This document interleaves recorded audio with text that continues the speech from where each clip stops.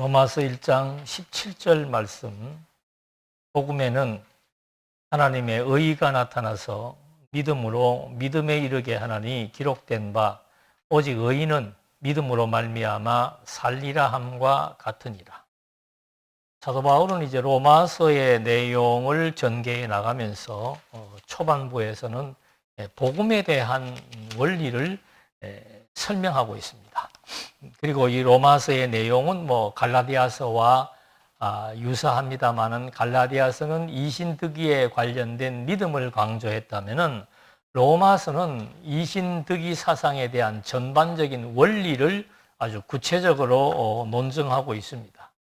그래서 이제 질문이 하나님의 의가 무엇인지, 그 로마서에서는 그 의에 대한 그 단어들이 많이 사용되고 있고 3장 21절에도 이제는 하나님의 의가 나타났다라고 했을 때 그 의가 무엇을 의미하는가? 그러면 반대로 불이라고 하는 것은 무엇인가? 오늘은 한 시간에 총정리하는 시간이기 때문에 로마서에 대한 중요한 개념들을 아주 간단 명료하게 정리하도록 그렇게 하겠습니다. 그 다음에 세 번째 질문은 하나님께서 그러면 불의한 인간을 왜 의롭다고 하시는가? 의롭다고 하시는 사역을 하시는 이유가 도대체 뭔가? 그리고 의롭다함을 얻은 자들의 생활이 뭔가 하면은 영적 예배를 드리는 겁니다. 그렇다면 영적 예배의 본질은 무엇인가? 이걸 이제 항상 원리, 본질, 근원 이런 것들로부터 현상적인 것이 출발하기 때문에 영적 예배의 본질은 과연 무엇인가? 그 본질의 핵심 내용이 뭔가 하면은 상대의 유익을 구하는 겁니다.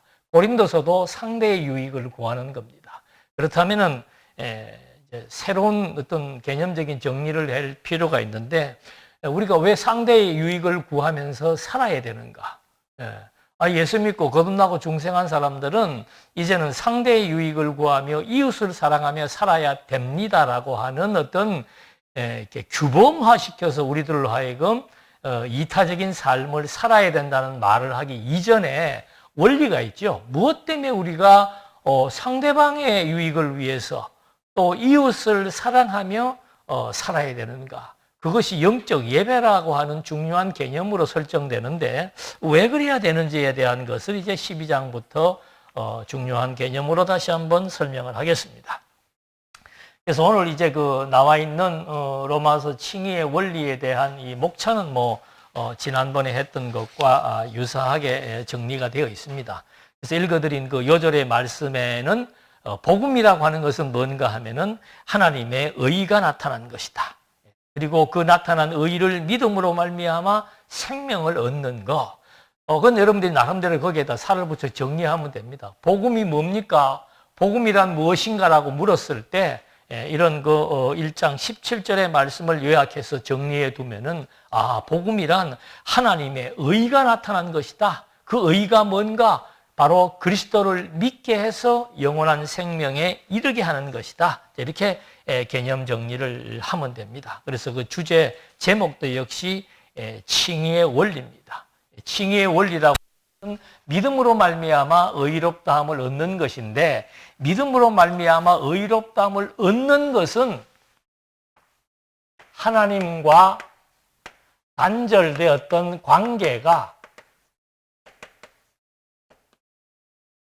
회복되어지는 것을 의미합니다. 믿음으로 말미암아 의롭다함을 얻는다는 것은 어떤 의미인가?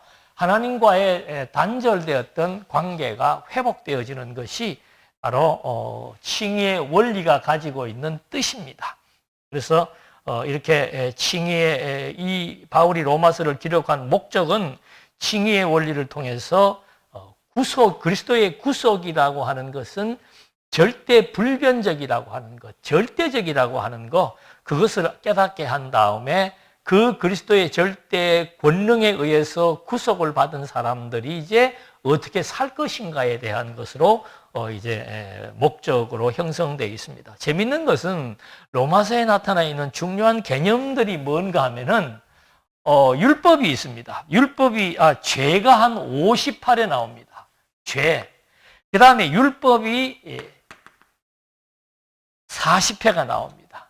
그리고는 믿음이 한 33회 나오고 그 다음에 은혜가 20회 정도가 나옵니다. 그리고 이제 구원과 복음이 14회 정도 이렇게 나오죠. 저는 이제 이런 걸 보고 여러분들이 공부를 할 때 혼자서 한번 엮어서 설명을 할 수 있으면 참 재밌겠죠. 처음엔 제일 많이 나오는 게 죄다. 왜 그럴까? 그것은 이제 뒤에 나오는 구원과 관련돼 있는 거죠. 그래서 그 죄를 율법을 통해서 확실하게 드러내어 준다. 그러면 거기에서 이제 하나님의 한 의의가 드러나서 하나님의 한 의의가 되시는 그리스도를 믿음으로 말미암아 우리가 구원함을 받는데 그것이 하나님의 은혜로 된 것임을 확인시켜 준다. 그래서 이 구원의 복음이라고 하는 것은 결국 이런 원리에 의해서 전개된다고. 중요한 개념들만 살펴보아도 로마서가 말하려고 하는 것이 뭔가, 예수 믿으면 구원받습니다. 단순한 얘기 같으면 이렇게 복잡하게 쓰지 않았을 겁니다. 그래서 그 내용들을 한 번 더 분명하게 살펴볼 필요가 있는 거죠. 그래서 사도 바울이 처음에 인간의 불의를 시작하기 전에 이 복음의 원리에 대해서 말하고 있다 그랬습니다. 그래서 복음의 원리를 말하고 있는데 여기에 나타나는 그 중요한 개념들이 뭔가 하면 1절, 2절부터 나와요. 하나님의 아들에 관하여. 또 복음의 원리를 설명하는데 하나님의 아들에 관해서 성경에 미리 약속했다. 성경이라는 것은 구약 성경을 말하는 겁니다. 그러니까 복음이라는 것은 누구에 대한 이야기인가? 하나님의 아들에 대한 이야기로부터 시작하는 겁니다. 그것이 이미 구약 성경에 이미 다 약속되어 있었던 것이다. 그걸 여기서 먼저 밝혀줍니다. 두 번째는 또 무슨 얘기를 하는가 하면은 다윗의 혈통이다. 복음을 설명하는데 이 하나님의 아들에 대해서는 이미 성경에 약속된 존재고, 두 번째는 그 아들을 어떻게 입증하느냐를 말해주고 있는 겁니다. 3절에 다윗의 혈통이다. 요거는 인간의 모습으로 오셨다는 겁니다. 구약의 약속대로. 그 다음에 다시 이제 부활을 통해서 구약 성경의 약속대로 죽음에서 부활하사 하나님의 아들임을 우리에게 확증시켜 주는 것이다. 그러니까 복음의 원리, 그러면 이제 잊어버리지 말아야 될 것 한 단어 그러면 하나님의 아들에 관한 얘기구나. 우리는 로마서 그러면 인간이 어떻게 해야 구원을 받느냐라고 하는데 주목하게 되는데, 사도 바울은 복음이라고 하는 것은 뭔가 하나님의 아들에 관해서부터 시작되는 것이다. 그 아들에 관해서 우리가 잘 모르면은 구원이 의미가 없습니다. 구원에 대한 가치를 알 수가 없는 거죠. 그래서 저렇게 도입해서 저렇게 복음에 대한 정의를 멋있게 내려주고는 그 다음에 1장 17절에 이제 본문의 요절이었는데 거기에 보면은 또 반복적으로 복음에는 얘기합니다. 지금 복음에 대한 원리 설명했습니다. 하나님의 아들에 관한 거. 그 다음에는 그 복음에는 하나님의 의의가 나타나서 믿음으로 믿음에 이르게 한다. 자, 복음의 내용이 뭔가 하면은 하나님의 아들이 나타났다는 얘기예요. 하나님의 의의라고 하는 것은 하나님의 아들이 나타났는데 믿음으로 어떻게? 믿음에 이르게 한다. 그러니까 복음이라고 하는 것은 하나님의 아들이 인간의 다윗의 혈통을 타고 와서 죽음에서 부활하사 하나님의 아들임을 확증해 주었다. 그 사실을 어떻게 해요? 믿음으로 믿음에 이르게 한다. 그러면 믿음으로라고 하는 것은 뭐고 믿음에는 뭐냐? 그냥 본문에 나와 있는 대로 확인하면 됩니다. 본문에서 복음에 대한 원리를 설명하면서 2절에서 1장 2절에서 뭐라고 얘기했습니까? 하나님의 아들에 대해서 뭐 한 것이다? 약속한 것이다. 어디에? 성경에. 그러니까 믿음으로라고 하는 것은 뭔가 하면은 이미 구약 성경에 약속된 대로 오실 메시아를 믿는 것이다. 그 얘기예요. 그 다음에 믿음에 이르게 한다라고 하는 것은 예수님이 어떻게 오셨는가? 여기는 오실 것에 대한 약속을 믿는다는 것이고, 두 번째는 예수님이 어떻게 오셨는가요? 오실 거에 대한 것에 대한 설명이에요. 어떻게 오셨는가? 다윗의 혈통으로 와서 죽음에서 부활했다. 그거를 이제 믿도록 역사해 주는 것이 복음이다. 하나님의 아들 그리스도를 구약에서 약속된 메시아로 믿게 하고 그 다음에 실제로 죽음에서 부활하사 하나님의 아들 그리스도이심을 믿어지도록 역사한다. 그래서 오실 메시아, 여기는 오신 메시아, 오신 그리스도. 어떻게 오셨는가? 다윗의 혈통으로 죽음에서 부활하심으로 오셨다. 어떻게 약속되었는가? 성경에 하나님의 아들 보내실 것을 약속했다. 하나님의 아들 그리스도 보내실 것을 약속했다. 이렇게 해서 이 말 역시도 하박국 선지자가 말했던 그런 구약의 예언을 근거로 해서 1장 17절의 말도 설명하는 겁니다. 복음이라는 것은 하나님의 아들을 보내시고 그 하나님의 아들이 다윗의 혈통으로 죽음의 부활함으로 말미암아 하나님의 아들임을 확정해서 그걸 믿음으로 말미암아 의인은 뭐가 주어진다? 생명이 주어진다. 그게 이미 하박국 2장 4절에 예언이 되어 있었다. 그러니까 믿음으로 믿음에 이르게 되는 이 복음에 대한 원리가 구약 성경에 예언이 되어 있대. 특별히 한 구절을 뽑자면은 하박국 2장 3절의 말씀에도 그 내용이 그대로 예언이 되어 있었다. 그래서 성경대로 오실 것, 성경대로 오신 것, 이것이 하나님 아들 그리스도에 대한 믿음이라고 하는 사실을 여기에서 밝혀준 겁니다. 그래서 이제는 하나님의 아들 그리스도가 하나님의 뜻대로 오셔서 의인에게는 무엇을 준다? 영원한 생명을 주신다. 그게 이제 여기 인간의 불의 안에서 복음의 원리로 쫙 먼저 설명이 된 겁니다. 그러니까 복음, 하나님의 아들, 그 아들이 구약 성경에 약속되어 있는데 진짜로 약속대로 다윗의 혈통으로 오셨고 약속대로 죽음에서 부활하사 정말로 하나님의 아들이라는 사실을 우리에게 확증해 주었다. 이걸 이제 딱 처음에 포문을 연 겁니다. 자, 그러면 그 복음이 어떤 방식으로 실현되게 되었는지를 설명하는 내용이 이제 그 다음에 나오는 거죠. 그래서 이게 이제 복음에 대한 내용입니다. 복음의 결론, 하나님의 아들로 말미암아 무엇을 얻는다? 생명을 얻는다. 이것이 이제 복음에 대한 내용이에요. 자, 그러면 이 내용이 어떤 과정을 통해서 이루어지는지를 설명하는 게 이제 본론의 내용입니다. 제일 먼저 나오는 게 인간의 불의한 상태에 대한 설명이에요. 이게 불의한 상태입니다. 그래서 제가 초두에 의인은 무엇이고, 이제 의인은 밝혀드렸습니다. 그 다음에 불의는 무엇인가? 여기 이제 중요한 개념이 뭔가 하면 불의라고 하는 것과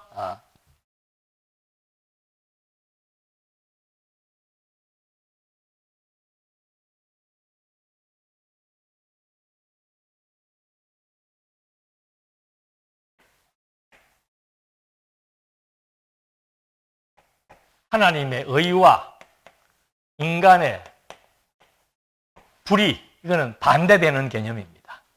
근데 이제 불의에 대한 그 뜻을 지난번도 말씀드렸습니다만은 이게 핵심이 뭔가 하면, 불의라고 하는 것은 뭔가 하면은 인간의 자기 기준이에요. 아니면은 인간 자기 중심. 이것이 이제 불의에 대한 근본적인 개념입니다. 그렇다면 하나님의 의는 뭐겠습니까? 똑같아요. 하나님의 의는 뭔가? 하나님 당신의 기준, 당신 중심의 뜻을 의라고 얘기하는 거예요. 다른 말로 하면은 하나님 좋은 대로 하시는 겁니다. 여기는 불의는 뭔가? 인간이 자기 좋은 대로 하는 거예요. 이건 일반 도덕적 개념하고는 다릅니다. 우리 기독교에서만 가지고 있는 의와 불의에 대한 개념이에요. 그러니까 기독교에서 말하는 불의는 뭔가? 인간이 자기 좋은 대로 하려고 한다. 의는 뭔가? 하나님이 하나님 좋은 대로 하신다. 어떤 것이 공정한 겁니까? 창조주가 하나님은 왜 당신의 의를 중심으로 섭리해 나가시는가 하면은 하나님이 창조주이기 때문에. 그러면 인간은 왜 자기 중심에 좋은 대로 하면은 그것이 불의한 것이라고 정죄하는가? 인간은 어떤 존재인가 하면 피조물이에요. 피조물이라고 하는 것은 창조주의 창조 목적에 맞도록 살아가는 것이 의고, 창조주의 목적에 위반되는 인간 자기 기준과 자기 중심으로 살려고 한다면은 그것이 불의한 거라고 얘기하는 겁니다. 그래서 그 본문에 보면은 뭐 불의한 내용을 쫙 열거합니다. 뭐 추악, 탐욕, 악의, 시기, 살인, 분쟁 막 쭉 나오죠. 여러분 이렇게 살면 안 됩니다. 우리 예수 믿는 사람들은 이렇게 살면은 벌 받습니다. 지옥 갑니다. 그 얘기를 하는 게 아니고 불의한 상태에 대한 설명을 이제 1장 18절로부터 마지막 절까지 설명을 한 거예요. 그러면서 그 불의한 상태에 대한 32절의 말씀, 불의한 1장 제일 여기는 뭐 18절부터 31절까지는 불의한 상태를 말했다면은 32절은 뭔가 하면은 그 불의한 자들에 대한 결과가 뭔가 하면은 이런 사람들은 1장 32절 이런 사람들은 사형에 처한다고 얘기했어요. 다른 말로 하면 죽는다 이 말입니다. 불의한 자들은 죽는다는 거예요. 그리고 우리 지난 시간에 한 대로 갈라디아서 5장 21절에는 이런 일을 하는 자들은 하나님의 나라를 유업으로 받을 수 없다. 천국 못 간다는 얘기예요. 그러니까 불의한 자들은 자기 기준에 자기 중심대로 살려고 하는 자들은 사형에 처하고 하나님의 나라를 갈 수 없다. 자, 이 말을 한 이유는 뭔가? 이거를 아주 정확하게 더 구체적으로 설명시키기 위해서 율법을 개입을 시킨 겁니다. 자, 율법이라고 하는 법망을 통해서 보니까는 불의하지 않은 인간이 한 명도 없다는 거죠. 그걸 이제 알게 해주는 겁니다. 그래서 이 율법을 통해서 주어진 심판의 원칙은 뭔가 하면은 반드시 2장 6절 반드시 각 사람의 행위대로 심판한다는 겁니다. 그러면 각 사람의 행위는 뭔가? 전부 불의한 자라는 거예요. 한 사람도 불의하지 않은 사람이 없다라고 하는 거. 하나님께서 미리 마지막에 얘기하지 왜 사형에 처하는가? 하나님이 심판의 기준이 뭔가 하면 각 사람들로 하여금 자기 좋은 대로 행동을 하게 되면은 그것을 불의한 것이라고 간주한다. 하나님의 그게 심판의 기준입니다. 그 다음에는 하나님께서 그 심판에 대한 대상은 뭔가 하면 하나의 심판의 원칙이죠. 원칙이 각 사람의 행한 대로. 두 번째, 심판의 대상과 기준이 같이 엇물려 나가는데 유대인들은 무엇을 기준으로? 율법을 기준으로 하나님께서 의와 불의를 심판합니다. 유대인들은 율법을 지키면 의인이 되고 못 지키면은 불의한 자가 되는데 율법을 지킬 사람이 한 명도 없다는 것을 확인한 바 있습니다. 그러면 이방인들은 어떻게 되는가? 어떻게 돼요? 양심이. 자, 여기에 묘한 의미가 담겨져 있습니다. 여러분, 우리나라에 복음이 들어온 지 100년 전이었는데 100년 이전에 있던 이순신 장군, 세종대왕 이런 분들은 천국 갑니까? 지옥 갑니까? 라고 그런 질문들을 가끔 하지요. 그럼 뭐 멀리까지 안 가더라도 예수 안 믿고 돌아가신 우리 뭐 부모님들이나 그리고 어떻게 됩니까? 라고 물었을 때 예수님이 오시기 이전에는 그런 사람들을 양심으로 심판했단 말입니다. 그러면 이 양심이라는 게 뭔가? 여기에서 유대인들은 율법을 통해서 정죄를 했다면은 이방인들은 율법이 없으니까 양심으로 정죄하는데 이 양심은 어떤 양심이에요? 불의한 양심이다 이 말입니다. 아담의 타락으로 말미암아 이미 죽어버린 양심, 완전히 이 양심은 자기가 좋다 나쁘다를 판단하고 결정짓는 그런 양심이라는 거죠. 그러니까 결국에는 이방인이든 유대인이든 율법이 있든 없든 모두가 다 뭐 받는다? 심판, 사형에 처한다는 것을 얘기해 주는 겁니다. 그럼 이렇게 하나님께서 섭리하시는 그 심판에 대한 목적은 뭔가? 3장 20절에 나와요. 율법으로는 의롭다 하심을 얻을 육체가 없다. 그러니까 율법의 행위로 의인이 될 사람은 한 사람도 없다는 사실을 확인시켜 주는 겁니다. 이게 이제 1장 18절로부터 3장 20절까지에 있는 인간의 불의한 상태라고 하는 것을 설명해 주는 거죠. 자, 그러면 그 다음부터 나오는 내용은 뭔가? 자, 이 상태는 어떤 상태인가? 사형 아니면 지옥에 갈 수밖에 없는 그런 상태를 의미하는 겁니다. 그래서 3장 21절에 이제는 그 말입니다. 과거에는 율법과 양심에 의해서 모든 인류가 다 심판에 처하게 되었고 그래서 지옥 백성이 되어버렸는데 이제는 그 말입니다. 3장 21절에 이제는 뭐가 나타났는가? 이게 대안이에요. 여기에 불의한 자들에 대한 대안이 뭔가 하면은 이제 칭의에 대한 실현을 설명하는 겁니다. 그 이제는 그 말이에요. 이제는 과거에는 모든 인간이 다 불의한 자로서 심판을 받게 돼 있고 사망에 처하게 될 것이 아니고 이미 사망에 처해진 거예요. 그런데 이제는 뭐가 나타난 겁니까? 하나님의 한 의가 나타난 거죠. 그게 3장 21절의 말씀이에요. 하나님의 어떤 의가 나타나는가 하면 율법 외에 하나님의 한 의가 나타났다. 이 말은 뭔가?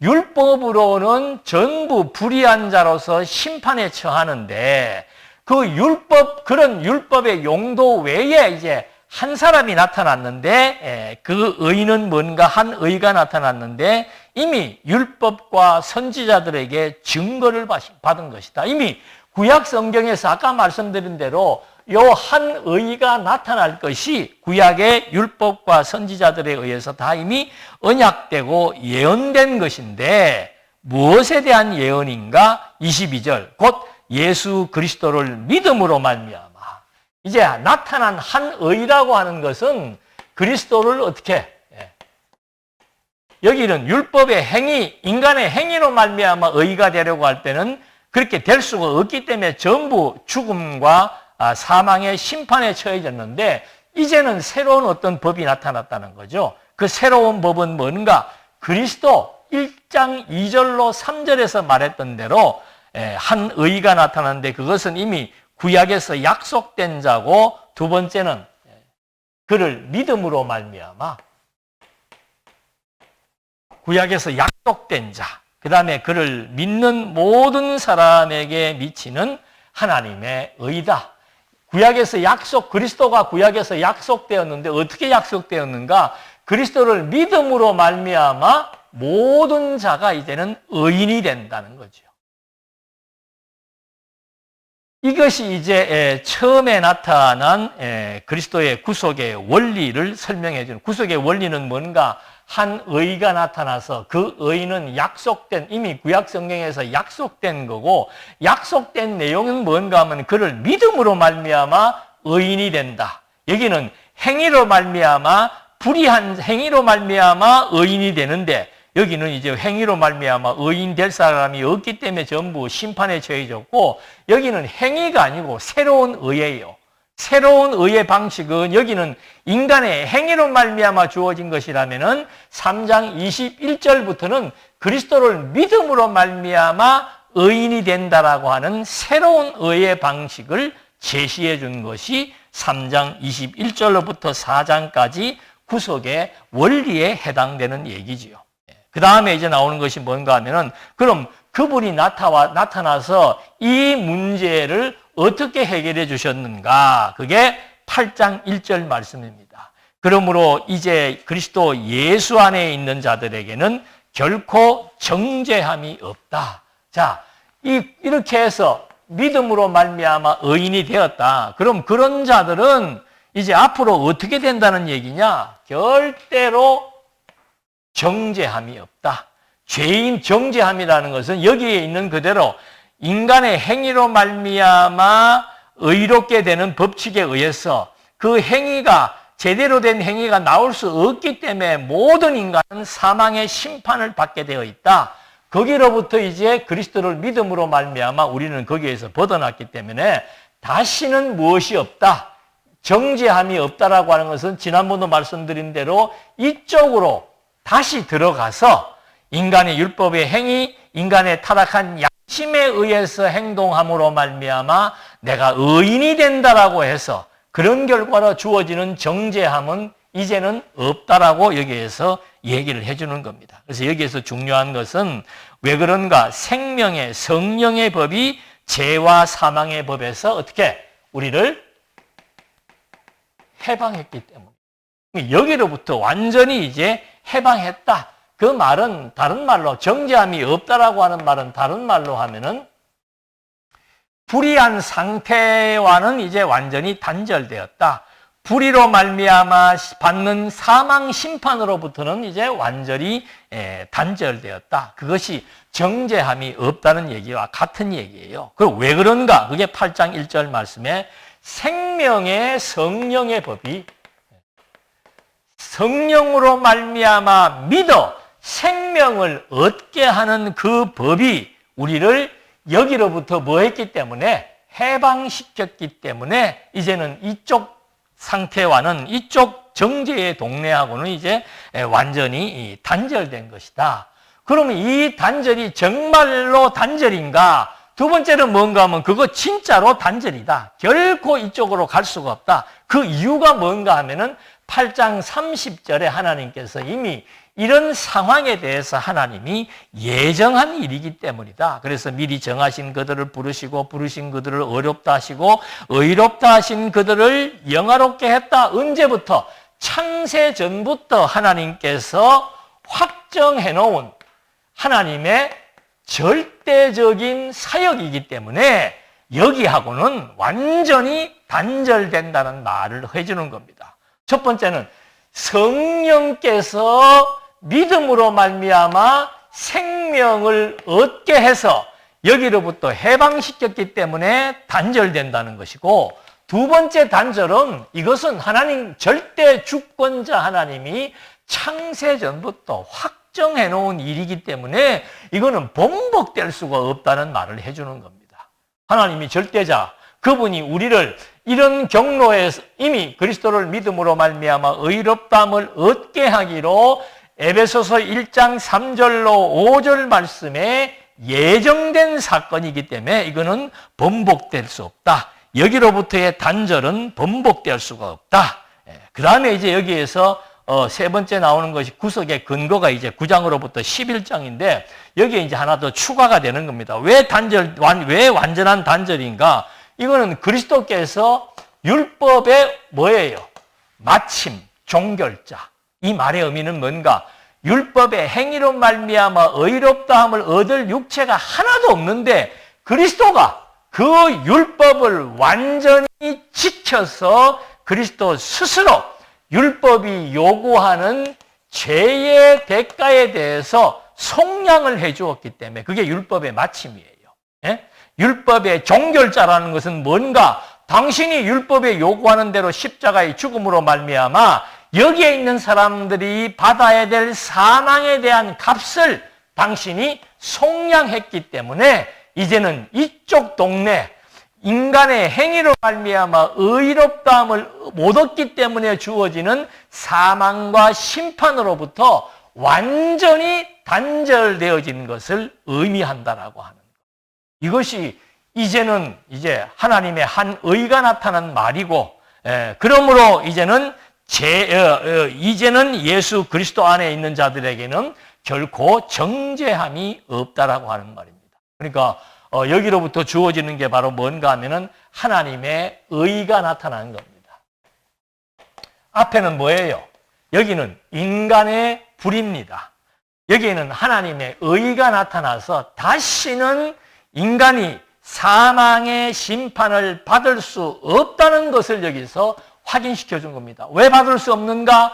성령의 법이 나를 죄와 사망의 법에서 해방시켰기 때문이고, 절대 주권자이신 창조주 하나님이 창세 전부터 나를 하나님의 아들이 되도록 예정을 해놨기 때문이고, 세 번째는 그리스도가 율법의 마침이 되어서 율법이 요구하는 죄에 대한 값을, 생명의 값을 당신이 대신 지불해서 내 생명의 소유권이 율법 아래에 있던 내 생명의 소유권이 그리스도 안으로 이미 다 이전 등기가 끝났다 이 말입니다. 그래서 절대로 우리는 어디를 못 간다. 사형된 자들에게 하나님은 생명을 얻게 했고 이제는 하나님의 나라를 갈 수 없는 자들로 하여금 하나님께서 하나님의 나라를 갈 수 있도록 이제 천국 백성을 삼으셨다 이 말입니다. 그래서 11장 33절에 뭐가 나와요? 깊도다. 하나님의 뭐예요? 지혜와 지식에 대한 얘기를 해주는 겁니다. 야, 이 엄청난 섭리가 여러분 인간에게 있어서 가장 할 수 없는 일, 가장 가치로운 사건 그게 뭡니까? 내가 죽지 않고 영원히 사는 거예요. 네. 내가 죽지 않고 영원히 산다. 그리고 한 번 그리스도를 믿음으로 말미암아 설령 내게서 이런 어리석은 모습이 나타난다고 할지라도 한 번 그리스도를 믿음으로 말미암아 하나님의 의인이 된 사람들에게는 결단코 정죄함이 없다라고 하는 사실들을 확인해 준 거예요. 그래서 와, 정말 하나님 놀라우신 분이구나. 우리의 생각으로는 이해가 되지 않는 분이구나. 왜 여기에 집어넣었다가 다시 이쪽으로 하나님이 우리에게 구속의 은총을 베푸셨는지 이제는 알겠다 이 말입니다. 그래서 지혜와 지식, 지혜라고 하는 것은 이 섭리가 창세 전부터 하나님이 세워놓았던 계획이 그대로 실현되어져서 성취되었다는 것이 지혜라 이 말입니다. 어떻게 인간의 구원사가 창세전 하나님의 계획에 의해서 하나님의 능력으로 실현되어진 이루어진 사실이라고 하는 거, 이게 세상 사람들이 깨달을 수 없는 하나님의 지혜에 의해서만 깨달아 믿어질 수 있는 그 놀라운 역사가 지금까지의 내용을 통해서 확인되었다. 그래서 11장 36절에 뭐라고 얘기하는 겁니까? 만물이 어디에서 나왔다? 주에게서 나왔다. 만물이 주로 말미암는다. 만물이 주에 의해서 최종적인 끝을 맺는다. 그러므로 하나님은 어떤 분이다 이 말이에요. 절대 주권자라 이 말입니다. 당신이 계획하고 당신이 다 그리스도를 통해서 구체적으로 예언된 사실을 그대로 성취시킴으로 말미암아 정말로 인간의 구원이라고 하는 것은 인간의 행위나 노력이 0.01%도 가미되지 않는 전적 하나님의 절대 주권 사역이라고 하는 사실을 마지막 가서 바울이 찬송하는 겁니다. 지혜와 지식의 부요함이 정말로 엄청난 것이구나. 그렇게 이제 하나님의 칭의에 대해서 하나님의 의의가 어떻게 실현되는지에 대해서 설명을 한 겁니다. 처음에 복음이란 것이 무엇인지에 대해서 복음이 무엇인지에 대해서 설명을 했고, 자, 그 복음이 어떻게 드러나는지를 말하기 위해서 먼저 인간이 그리스도를 믿기 이전의 인간의 상태는 한 사람도 의롭을 수가 없다는 것을 여기에서 확인시켜 주었습니다. 양심이든 율법이든 이미 다 타락한 본성을 가지고 인간의 자기중심적인 거. 그래서 이제 이렇게 자기중심은 잊어버리면 안 됩니다. 마지막 가서 한번 설명을 해드릴게요. 그 자기중심에 의해서 이제 결국은 사망의 상태에 머물었고 하나님의 중심, 하나님의 뜻에 의해서 아들을 성경대로 보내어가지고 우리에게 영원한 생명을 얻게 하는 역사가 끝이 났다는 거죠.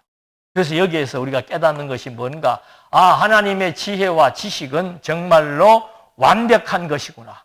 그래서 그 지혜와 지식을 통해서 하나님의 절대 주권에 의해서 모든 만사가 섭리된다. 반대로 말하면 뭐예요? 인간의 생각이나 인간의 견해나 인간의 기준이나 인간의 자기중심적인 불의에 의해서 모든 것이 이루어진다? 결단코 그럴 수 없다. 인간의 행위로 말미암아 의의가 될 수 있는 것이 아무것도 없다는 것을 여기서 확인시켜줍니다. 인간에게는 어떠한 권세와 권한과 자유의 의지도 없다는 것을 여기서 완전히 못 박아준 거예요. 그러면서 이제는 12장 1절에 뭐가 나와요? 그러므로 하나님의 절대 주권에 의해서 이미 하나님의 선택과 유기의 사역이 이루어졌으므로 그 선택에 속한 우리들에게는 하나님의 의가 주어져서 하나님의 아들의 칭호를 얻게 되었고, 하나님의 아들의 칭호를 얻었다라고 하는 것은 사망의 생명에서, 사망의 상태에서 생명을 얻게 된, 새로운 생명을 얻게 된 것을 이제 12장 1절로부터 16절까지 해서 소개해 주는 거란 말이에요. 자, 그럼 여기에서는 이제 엄청난 변화가 생긴 거예요. 불의한 상태에 있던 자들이 의인이 되었습니다. 사망한 상태에 있던 자들이 생명을 얻었습니다. 그러면 어떤 변화가 생겼습니까? 예? 그러므로 이제는 뭘 하자, 우리가? 영적 예배를 드리자. 영적 예배의 핵심이 뭡니까? 이제 여러분들이 이걸 놓치면 안 돼요. 내가 처음부터 강조했던 거, 이 불이라고 하는 것이 뭐고 의라고 하는 것이 뭐다. 과거에는 우리가 불의한 상태에 있었기 때문에 항상 이기적이었어요. 자기 기준에, 자기 중심에 모든 것을 판단하고 분석하는 게 하나님하고는 관계없이 전부 인간 본위로 모든 것을 판단하고 해석하고 결정해 왔다 이 말입니다. 좋고 나쁜 것도 전부 인간 기준이었어요. 그런데 이제는 우리가 이 문제를 그리스도를 믿음으로 말미암아 해결을 받았다라고 하는 것은, 자, 영적 예배를 드리는 것인데, 영적 예배는 다른 말로 하면 어떠한 변화를 말하는 겁니까? 네? 인간 중심에서 하나님 중심으로 중심 이동이 생겨버리는 거예요. 네. 가치관의 이동, 마음의 상태에 대한 이동, 선에 대한 기준의 이동, 완전히 인간 중심의 가치와 인간의 자기중심적인 것, 자기 좋은 대로 행하려고 했던 이런 불의의 기준에서 이제는 하나님 의의 기준으로 바뀌는 것이 영적 예배의 원리다 이 말입니다. 그러니까 영적 예배 12장 1절로부터 나오는 얘기가 뭡니까? 12장 1절에. 예? 그러므로 이제는 우리가 어떻게 해요? 그러므로 이제는 우리가 어떻게? 하나님의 뜻이 기쁘신 뜻이라고 나와 있죠? 예? 이럴 때는 좀 빨리 반응을 해줘야 내가 그걸 하지. 읽지도 않고 마음대로 얘기해버리면은. 그러므로 내가 형제들아, 내가 하나님의 모든 자비하심으로 너희를 권하노니 너희 몸을 하나님이 뭐 하시는? 하나님이 기뻐하시는 거. 불의는 뭔가? 인간이 기뻐하는 거예요. 그러니까 하나님이 기뻐하는 것이 선한 거예요. 하나님이 너희 몸을 이제는 하나님이 기뻐하시는 거. 우리 몸이 과거에는 완전히 불의한 상태, 자기중심, 자기 위주, 그리고 하나님에 대한 관점은 없었던데 이제는 그리스도로 말미암아 우리에게 새 관점이 생긴 거예요. 새 관점, 새 기준, 새로운 중심 이동이 생겨버린 겁니다. 그게 바로 뭔가? 이제는 내가 기뻐하는 것, 내가 좋아하는 것을 추구하며 살려고 하는 것이 아니고 하나님이 기뻐하는 것, 하나님이 좋아하시는 것. 그래서 이게 이제 완전히 자기 중심에서, 인간의 자기 중심에서 하나님 중심으로 이제 완전히 바뀌어버린 가치관과 사상과 마음의 상태가 영적 예배의 원리라고 설명을 하는 겁니다. 이건 아주 중요한 얘기예요. 이와는 다른 말로 하면 이제 완전히 영적 예배란 거듭나고 중생한 새 생명을 얻은 자의 삶의 양식이에요. 간단해요.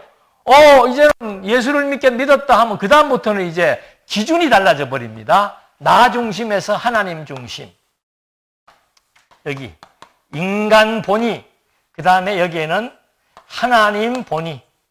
이게 중심이고 신본주의고 인간 본인은 인간 중심의 인본주의를 의미하는 겁니다. 여기에서는 뭐 내 마음대로 하는 거 당연한 거예요. 자기 좋은 대로 사는 게 너무도 당연한 거예요. 그런데 이제는 거듭나고 중생한 생명을 가진 사람들의 삶의 양식은 완전하게 다 그렇게 해야 된다는 게 아니고 이제 성장하면서 나타나는 현상이 뭔가 하면은 하나님 본의로 바뀐다. 하나님 본이라고 하는 것은 내가 좋아하고 내가 기뻐하는 게 아니고 하나님이 좋아하고 하나님이 기뻐하는 것으로 이제 기준의 축이 바뀐다.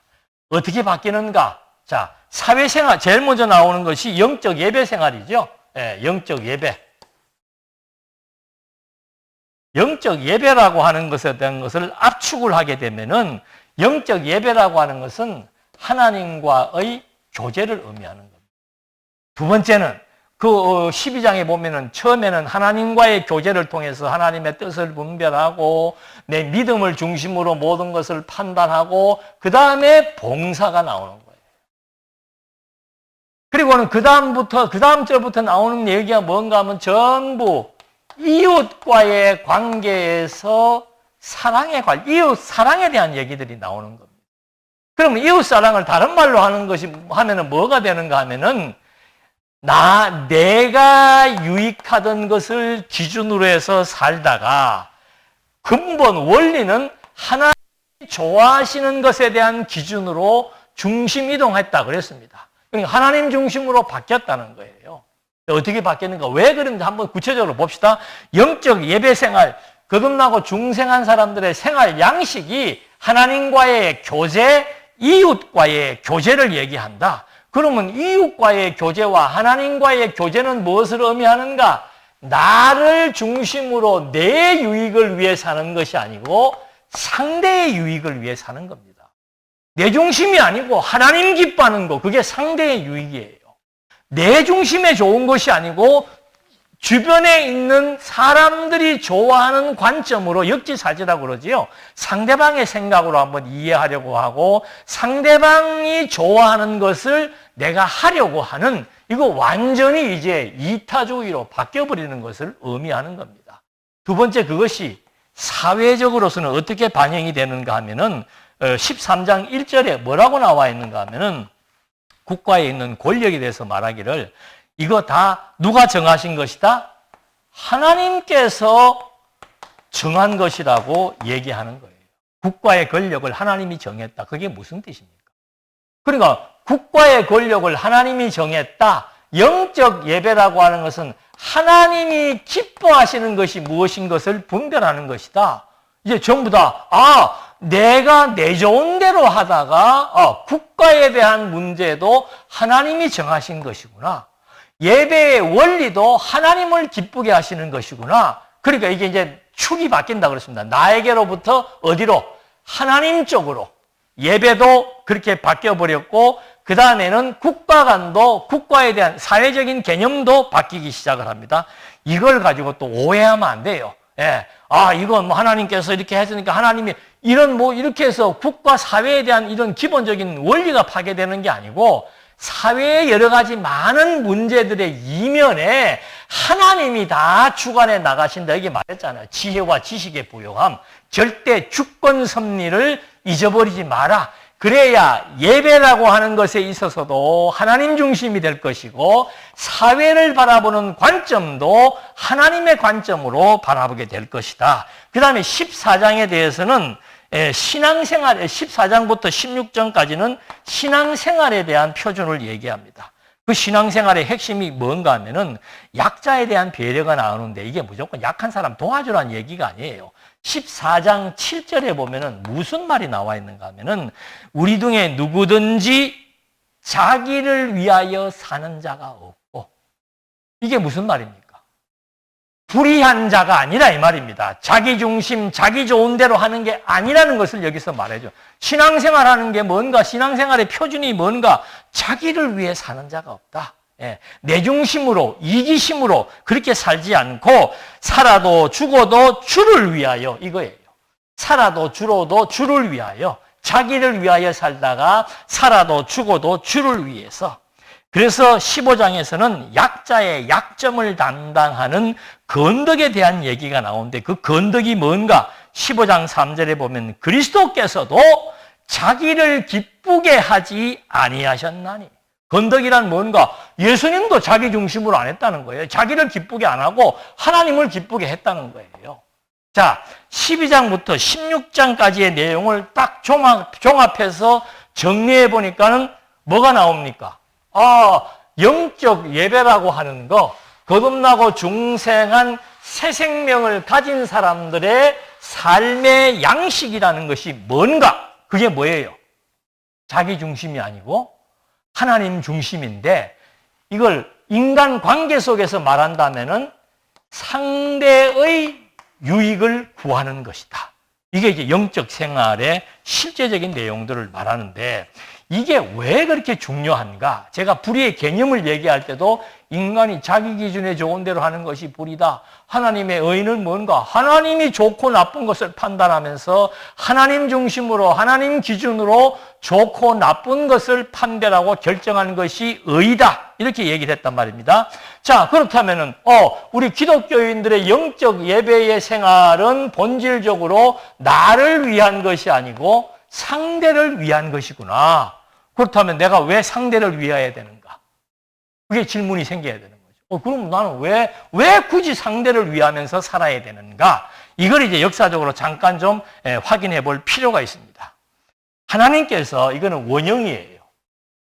하나님께서 창세 전부터 섭리해 놓으신 그 섭리의 내용을 하나님은 뭐라고 얘기했는가 하면은 에베소서 1장 5절에 그 기쁘신 뜻대로 하나님이 예정하고 선택하고 그리스도를 믿게 해서 하나님의 아들들로 삼고자 했던 그 사역이 누구의 기쁘신 뜻?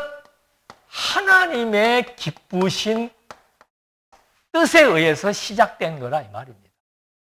그러니까 타락이란 뭔가? 하나님이 싫어하시는 것으로부터 시작된 게 타락이고 그리스도로 말미암아 새로운 역사의 시작이 바로 뭔가? 이제는 하면서 나타난 하나님의 의의 역사는 뭔가? 이제는 자기 중심에서 하나님의 기쁘신 뜻을 추구하는 것이 그리스도로 말미암아 새 생명을 얻은 그 생명의 작용이 하나님의 기쁘신 뜻을 추구하도록 하나님께서 그렇게 정해놓은 거라 이 말입니다. 그래서 창세전부터 계획해 놓으신 모든 계획은 하나님의 기쁘신 뜻이지 인간의 기쁜 뜻으로 시작된 것이 아니라는 것을 먼저 밝혀주는 겁니다. 자, 그 다음에 아담이 타락을 했습니다. 아담이 타락을 했을 때 아담의 타락은 뭔가 하면은 바로 불의예요. 불의. 내가 누구와 같아진다? 하나님처럼 된다. 그건 완전히 자기 생각이지요. 하나님이 하지 말라는 것, 하나님이 하지 말라는 거를 아담이 하게 된 거, 그건 이제 완전히 그걸 갖다 우리는 불이라 그러고 타락이라 그런다 이 말입니다. 그러니까 아담은 왜 선악과를 먹으려고 했는가? 그게 자기 만족이에요. 자기 기쁨이고 자기 만족이에요. 그러니까 이게 벌써 처음부터 창세전부터 세워놓았던 하나님의 뜻하고 반대가 되는 거죠. 왜 하나님이 선악과를 만들어 놓고 먹지 말라고 그랬는가? 너희들은 선악을 알 수 있는 그런 기준자가 되어서는 안 된다는 거예요. 좋고 나쁨의 기준은 나라고 하는 것을 창세 전부터 밝혀놓았다 이 말입니다.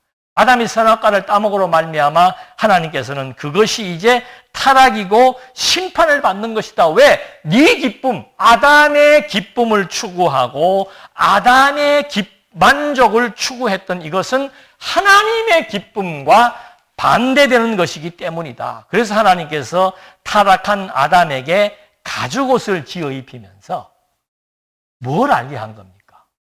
아담의 수치는 뭐라고 그랬어요? 아담의 수치는 인간이 하나님처럼 되려고 했던 것이 타락한 아담의 수치예요. 그걸 가리고 싶었던 거지요. 그러니까 어설프게 가리지 마라. 내가 덮어주마. 그걸 왜 덮어주었겠습니까? 아담에게 가죽옷을 입혀준 이유는 뭐겠어요? 아담아, 네가 가죽옷을 입고 살면서 인간의 기쁨과 인간의 자기 만족을 위해 살면 안 된다. 하나님의 백성은 하나님의 기쁘신 뜻을 추구하며 살도록 돼 있다. 그거를 교육하기 위해서 가죽옷을 입힌 거란 말입니다. 그 다음에 가인 보십시오. 가인이 왜 살인을 하는 겁니까? 자기 마음에 안 드니까 살인한 거예요. 누구 마음에? 자기 마음에. 하나님 마음이 아니고 자기 마음에 안 드니까 살인을 한 겁니다. 그러니까 하나님께서 가인의 이마에다가 표를 주어가지고는 가인을 보호하도록 해줍니다. 왜 그렇게 했는가? 내 마음에 안 든다고 사람을 죽인다는 것은 하나님의 뜻에 위반된 것이라고 하는 거. 너 네 좋은 대로 하지 말고 상대방의 유익을 생각해라 라고 하는 교육적 의도가 거기에 담겨져 있습니다. 그거는 가인뿐만이 아니고 가인 이후로부터 출생된 모든 인간들에게 인간이 자기 만족을 위해서는 사람을 죽이는데 그건 살인이다. 살인이기 때문에 나쁜 것이 아니고 자기 만족을 추구하려고 했던 그것 자체가 하나님의 기뻐하시는 뜻, 하나님의 기쁨과 위배되는 일이다. 하나님의 싫어하시는 것이 뭔가? 인간이 자기 마음대로 살려고 하는 것, 자기 만족을 추구하며 살려고 하는 그것이 하나님의 싫어하시는 불의이며 악이라고 하나님은 규정해 놓은 거예요. 그 다음에 인류가 등장을 했지요. 온 인류가 자기들의 좋은 대로 나오죠. 예? 자기들의 감정이에요. 자기들의 감정선에 따라 가지고 하나님의 기쁘신 뜻에 의해서 정해놓은 혈통을 자기들 마음대로 섞어버린 거예요. 그래서 하나님이 인류를 심판하시는 거란 말입니다. 지금에서 보면은 뭐 아무하고나 결혼하면 어때? 흑인하고 하면 어떻고 뭐 동남아 사람하고 하면 어떻고 그게 무슨 상관이 있어요? 이 시대는 하나님께서 계시하고자 하는 의도가 있었기 때문에 여기에서 벌써 아담 타락 이후로부터 하나님은 가인과 아벨을 통해서 선별을 해놓잖아요. 하나님이 좋아하는 혈통과 싫어하는 혈통이 있다. 그거 절대로 혼합되면 안 된다. 왜? 그것을 구별하는 것이 당신이 기뻐하시는 뜻이라 이 말입니다.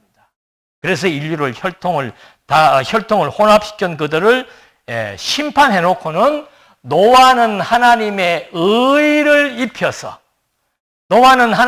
의를 입혀서 노아에게 봐라. 하나님의 의를 입은 자, 하나님의 명령에 순종한 자에게 무엇을 알게 해주는 겁니까? 하나님 중심으로 사는 것이 의인의 삶이구나라고 하는 사실을 노아와 후손들에게 알게 해주는 거예요. 이거 뭐 다 하려면 끝이 없으니까 바로 이제 그리스도로 넘어갑시다. 예수님은 정반대의 행동을 합니다. 예수님이 요한복음에 오셔가지고 내가 죽는 것도 영화로운 일이고 내가 부활하는 것도 영화로운 일이다. 왜? 내가 온 것은 예수님이 그런 얘기를 해요. 내가 온 것은 내 뜻을 행하려고 하지 않고 아버지의 뜻을 이루기 위해서 내가 왔다는 거예요.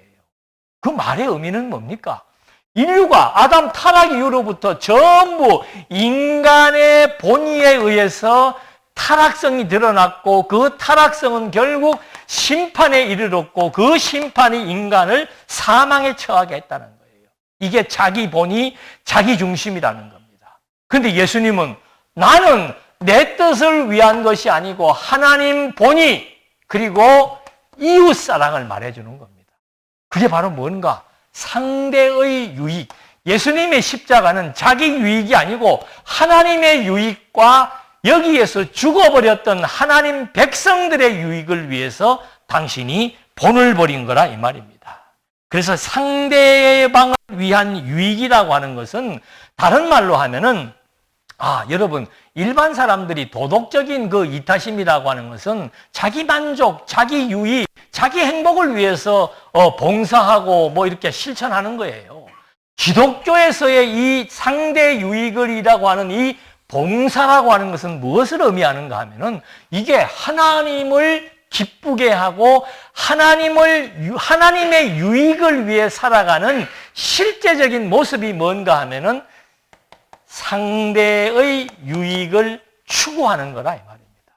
그러니까 고린도서의 핵심도 그거예요. 왜 고린도 교회가 분열이 됐는가? 자기 유익을 위해 살다 보니까 교회가 완전히 아수라장이 돼버렸습니다. 거기에서 바울이 던진 메시지는 뭔가? 자기의 유익을 구하지 말고 상대의 유익을 구하라. 그렇다면 상대의 유익을 구한다는 게 뭔가? 주변 사람들을 좋게 하는 것이 그 사람을 위해서 하는 것이 아니고 그런 행동들을 통해서 이것이 하나님 중심으로 살아가는 삶의 양식이구나. 상대에 대한 배려가 상대 자체를 위한다는 것보다도 너머에서 이게 하나님 중심으로 생각하고 하나님의 유익을 구하고 하나님이 기뻐하시는 삶의 양식이구나.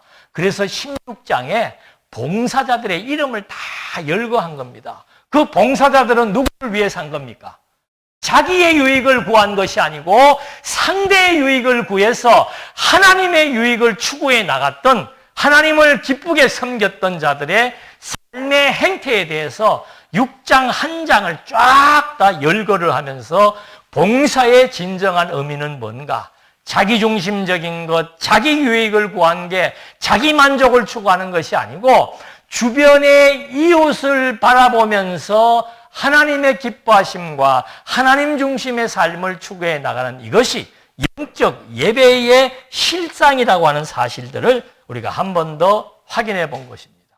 로마서의 핵심은 뭔가? 죽었던 자들을 그리스도를 믿음으로 말미암아 살려서 살아있는 생명의 양식이 나 중심이 아니고 이제는 하나님 중심으로, 왜? 만사가 주에게서 나오고 주로 말미암고 주가 마지막 심판을 결정을 하고 창세 전부터 하나님이 당신의 기쁘신 뜻을 위해서 창조와 언약과 그리스도와 종말의 전 역사를 당신의 기쁨 중심, 당신 중심이에요. 피조세계에 돌아가는 원리는 하나님의 지혜와 지식에 의해서 돌아가는 하나님 신본주의의 역사가 피조세계의 역사이기 때문에, 그래서 내 뜻을 버리고 내 욕망을 추구하지 않고 하나님의 뜻을 추구해 나가는 상대의 유익을 구하는 영적 예배의 삶이야말로 복음의 생명을 얻은 자들의 아름다운 생활 양식이라고 하는 사실을 확인해 본 것입니다. 기도하시겠습니다. 은혜와 사랑이 풍성하신 하나님 아버지, 하나님의 진리의 끝은 없습니다. 끊임없이 하나님의 말씀의 깊이를 우리가 점점점 확인해 보면서 마지막 남는 결론은 하나님의 뜻을 추구하며 하나님을 경외하며 하나님과 함께 교제하는 아름다운 삶의 원리와 이치가 성도 생활의 표본이라고 하는 사실을 또 한 번 확인해 보면서 나의 죽은 상태가 어떠한지는 우리는 육체의 소욕을 통해서 확인해 볼 수 있습니다. 하나님의 의의 행복이 무엇인지는 우리의 영적인 충만함을 통해서 확인해 볼 수 있습니다. 이 모든 것이 하나님의 기쁘신 뜻에 의한 선물이라고 하는 사실을 깨닫고 이제는 우리의 영혼의 세계가 점점점 성장함으로 말미암아 내 좋은 것보다는 하나님의 좋은 것을 추구하며 나갈 수 있는, 나의 유익보다는 상대의 유익을 생각하며 바라볼 수 있는 아름다운 의인의 생활이 나타날 수 있도록 인도해 주시옵소서. 예수님의 이름으로 기도드립니다. 아멘.